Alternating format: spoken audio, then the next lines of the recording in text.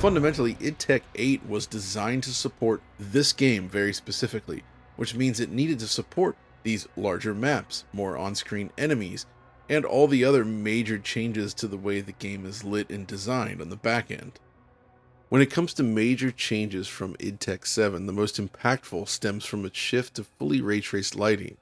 But beyond the obvious, ray tracing is also used for other techniques and to improve the development experience. So, similar to Indiana Jones and the Great Circle, the headlining feature here is ray-traced global illumination. This allows for light sources to directly and indirectly light the surrounding space, creating these beautiful, realistic, natural, ambient shadows and light. Unlike Doom Eternal, the Dark Ages features a lot of soft lighting from the skies above rather than the high-intensity electric lights everywhere. As a result, the game has a very different, more natural appearance.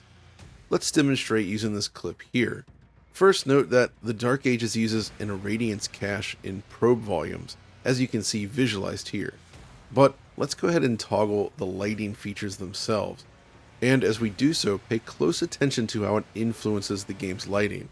Without bounce lighting, only that which falls directly within the light source's influence appears lit. But when enabling RTGI, the light now bounces around the room, filling the space realistically. It's all dynamic. Alright, let's check this out from a different viewing angle around the back of this statue here.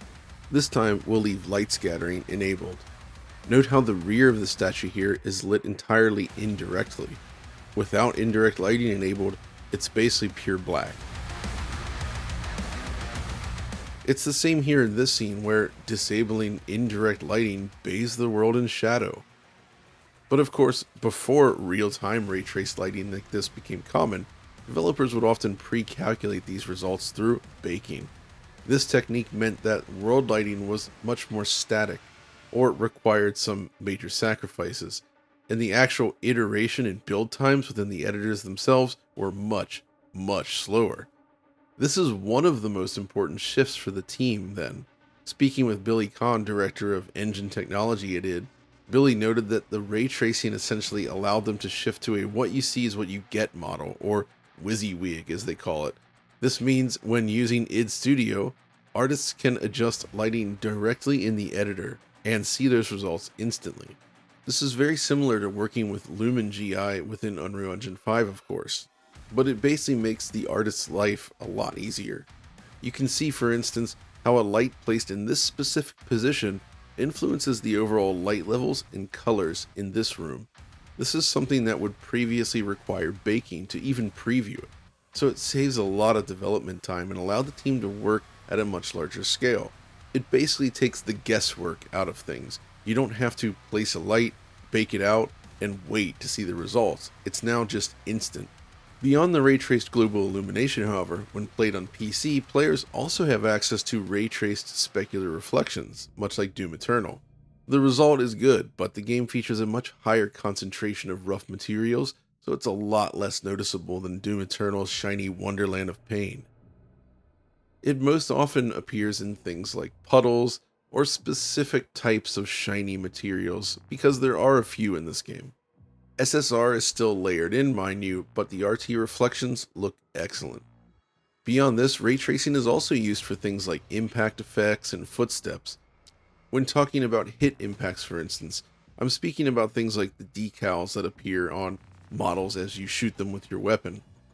While the game still uses a specific collision mesh for determining where the shot hits as far as damage values are concerned, ray tracing helps determine the most accurate position when rendering these decals on the models, so the extra precision is leveraged just to improve these types of effects. Then there's the fully ray-marched volumetric effects. From the clouds to the fog and more, the game now leans heavily on these ray-marched volumetrics, lending the game a thicker atmosphere. You can see it in action here in this shot. The technique isn't new per se, but it's still rather uncommon, and it's producing some seriously stellar results here. In this shot, you can see how easily the artist can essentially just paint these clouds into the scene. You can create a fast-moving cloud layer a la Quake, variable cloud cover, and shapes, as well as just generally creating these beautiful images.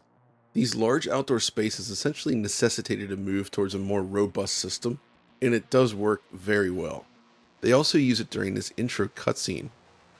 When the clouds split apart after launching the Slayer down to the planet's surface, that's not a pre-calculated effect that's actually being done using these Raytraced volumetrics. While on the subject of lighting and shadow, the Dark Ages also makes use of two other depth-enhancing features: SSDO for ambient occlusion and parallax occlusion mapping. Both of these increase surface depth and complexity, like this. While the RTGI solution is indeed very effective, it still has some limitations compared to using a full path tracer, which definitely necessitate the use of a screen space solution like SSDO, but in this case, it's used for both direct and indirect situations.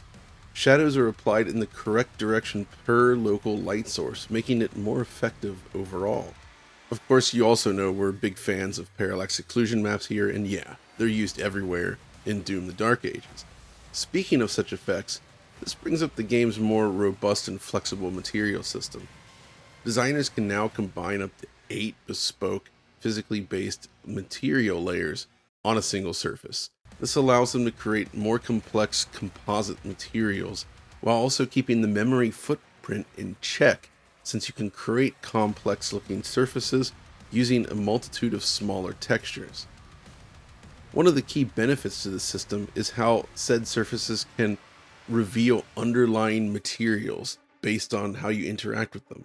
So, if you unload a shotgun on a wall, for instance, the underlying structural material is revealed as the top layer is destroyed, and chunky parallax occlusion mapping helps create that impression of actual damage to the surface. See what I mean? It can also be used in situations like this where I'm basically just shooting the mud here, which is causing it to disappear, allowing the puddles to expand around it. Basically, it's almost like a deformable surface at this point.